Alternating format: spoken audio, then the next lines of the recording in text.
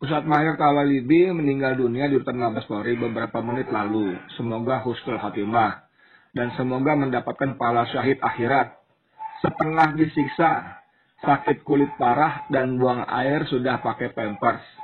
Sudah dibawa ke rumah sakit Polri Kramat Jati, belum sembuh, dikirim lagi ke Rutan Mabes. Ini gimana, Pak Dijo, bisa konfirmasi nggak kebenaran akurasi informasi yang berseliweran di media sosial WA ini? Ya mungkin kalau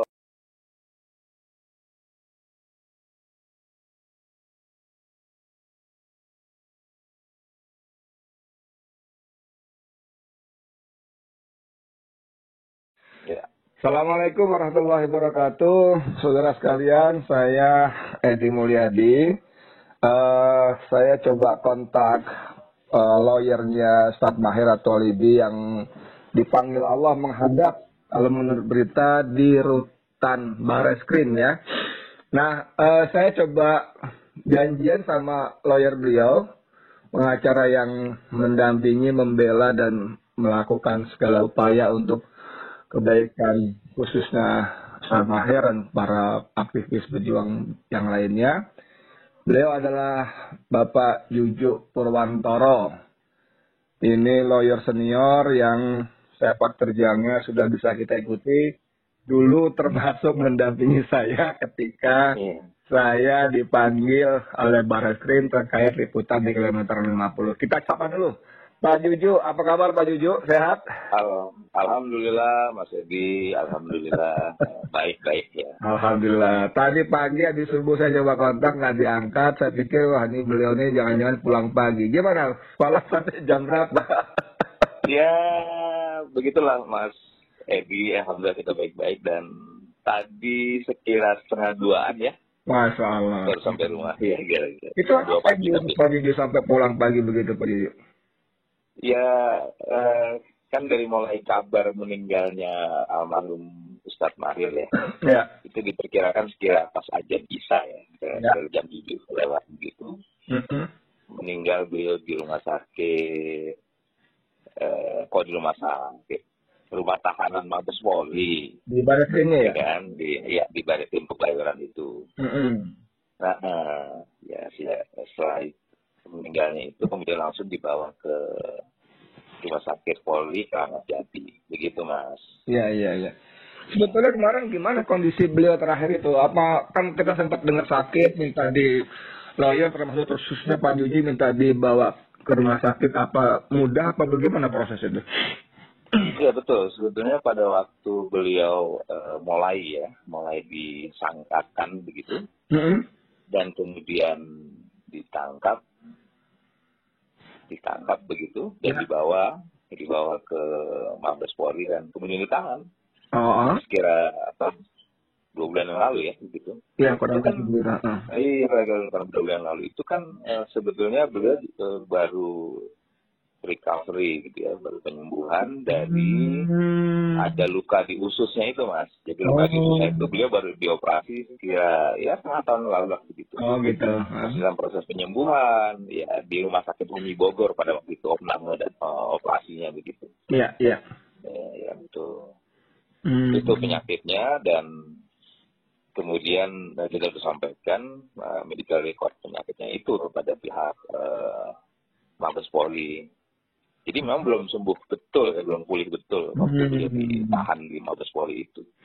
Saya rasa itu berkelanjutan penyakit itu. Betul. Waktu tim lawyer khususnya Anda menyampaikan kepada Polri supaya Ustadz Maher dirawat di rumah sakit, bagaimana itu?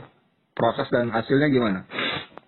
Ya, itu mulai terasa kambuhnya dan sakitnya itu memang sudah mulai dia maklum keluhkan itu dan kita juga sudah sampaikan tentang rekod tersebut dan memang dia ya ditanggapi biasalah seperti biasa. Kemudian mulai yang agak parah itu sekira sebulan lalu sudah dirasakan dan kemudian seperti biasa ya awal-awal itu diperiksa, dicek di hospital klinik di Mabes Polri itu Mas. Awalnya seperti itu, dicek seperti biasa lah kira-kira begitu.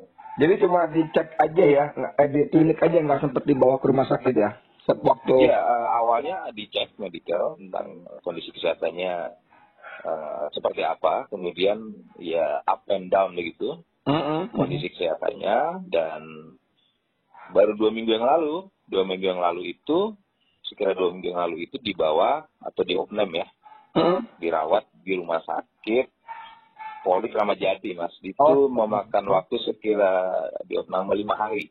Oke. 5 hari di sana begitu, dan setelah dianggap sudah agak pulih, baru kemudian dipulangkan ke Barreskrim Polri, ke rutan Barreskrim Polri, begitu, Mas. Jadi statusnya agak pulih ya, belum pulih betul ya?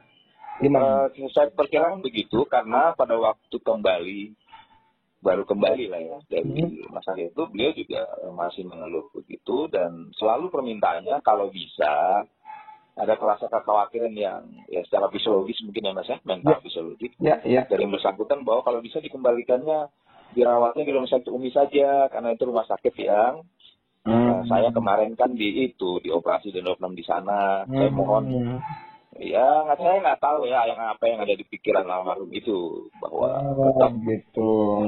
Memaksa atau bertahan untuk selalu dibawa ke rumah sakit Umi di Bogor sana, yang ada dokter yang lalu, dia bilang dokter yang merawat saya gitu. Oke. Itu permohonannya, Mas. Ya.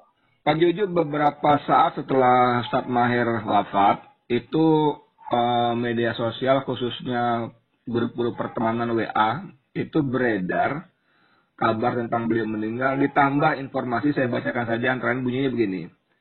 Ustadz Maher Tawalibi meninggal dunia di rutan Mabes Polri beberapa menit lalu. Semoga husnul khatimah dan semoga mendapatkan pahala syahid akhirat. Setengah disiksa, sakit kulit parah dan buang air, sudah pakai pampers.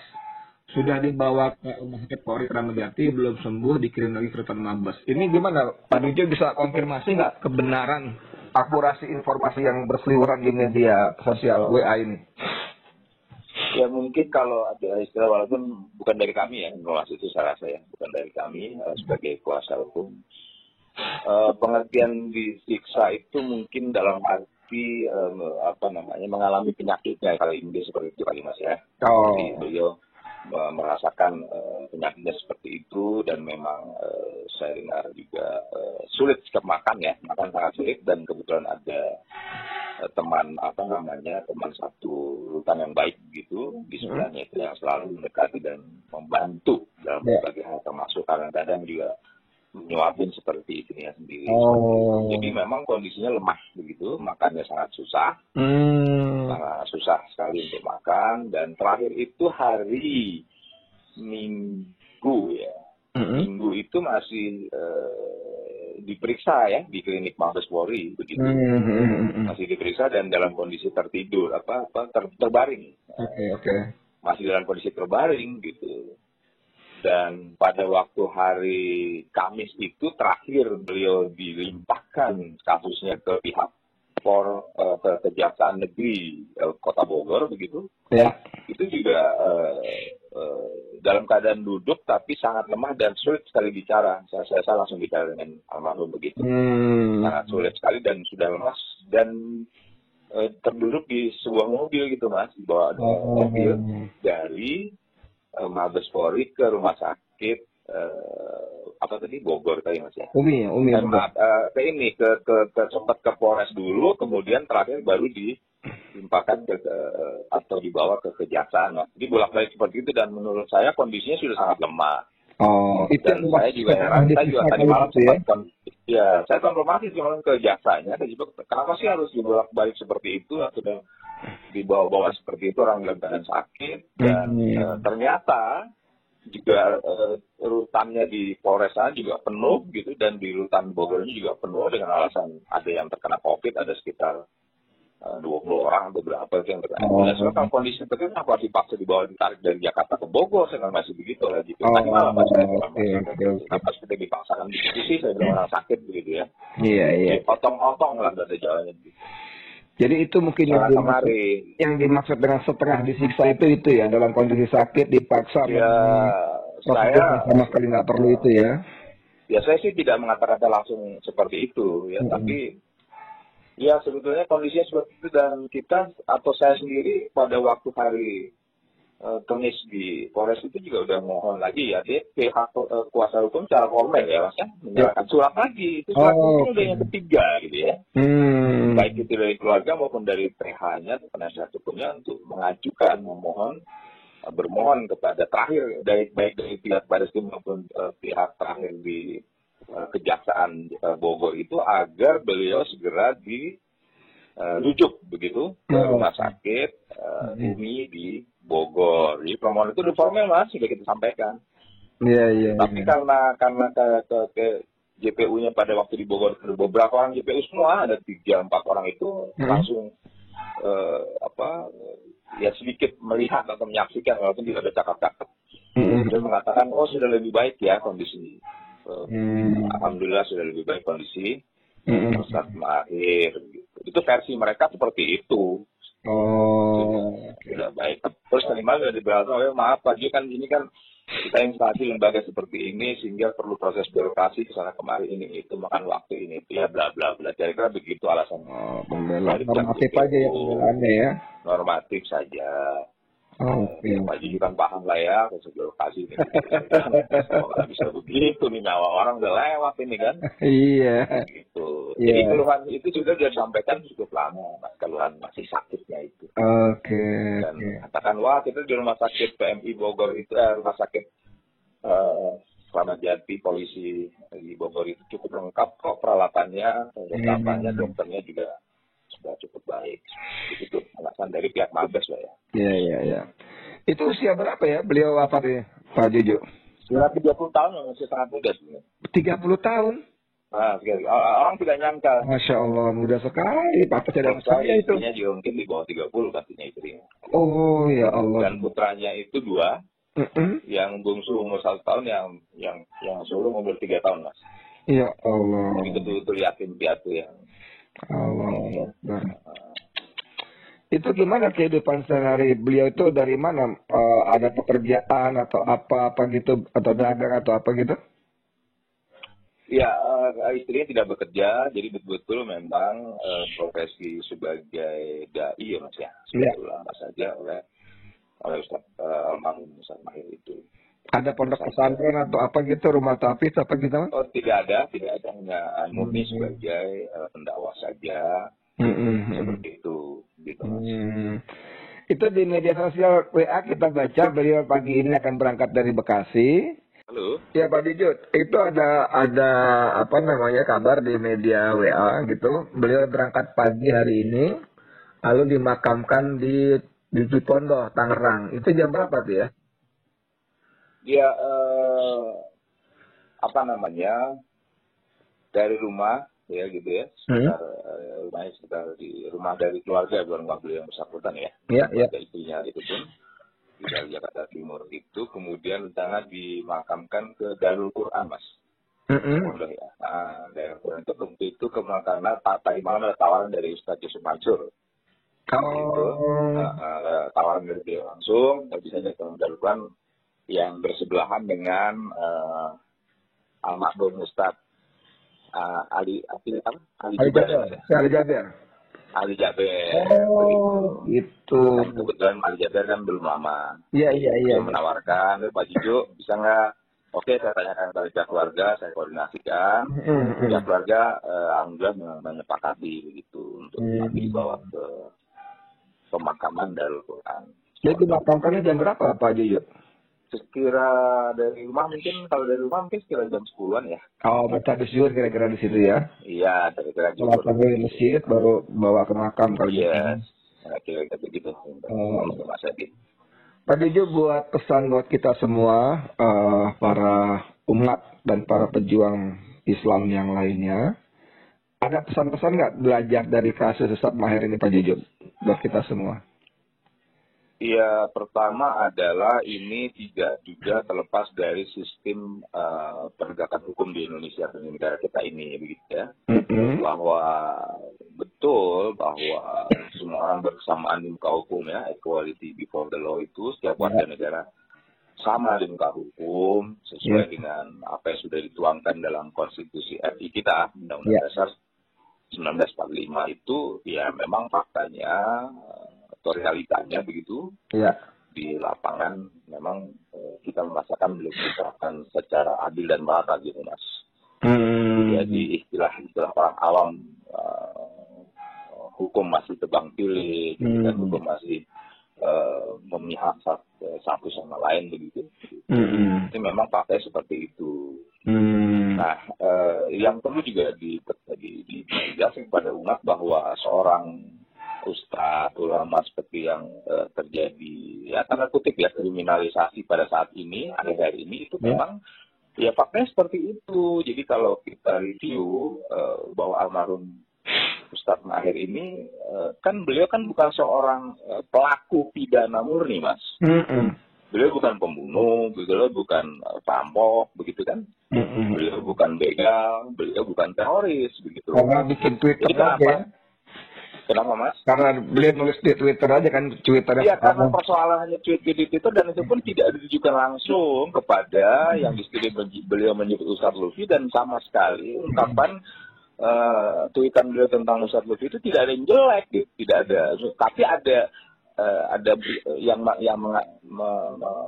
menganggap bahwa dia umatnya Ustadz Lutfi gitu. Iya. Ada pembelaan, yaitu soal penggunaan kerudung ya Mas ya.